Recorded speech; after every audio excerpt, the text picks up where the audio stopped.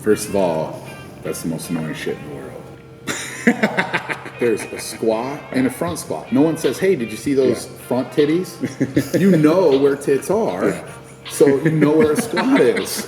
Why did anybody say back squat? No one says back. It's fucking front squat and squat. That is kind of fucked up. But if you see back titties, you have to be like, whoa, that dude had back titties. I have seen some people with that. Well, I know, but you don't say look at those tits, you say look at the back tits.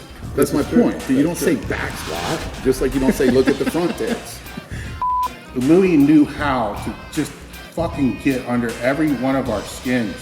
And it may be by him telling JL something, and then JL tells me, and I'm like, that motherfucker.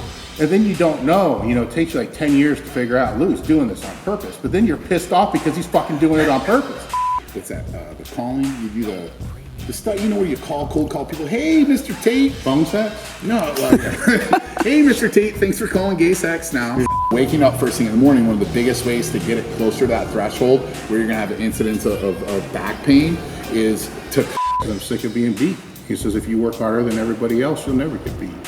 And that was Coach Bill Mullen, and left an impression, on me that's lasted my entire, changed my life.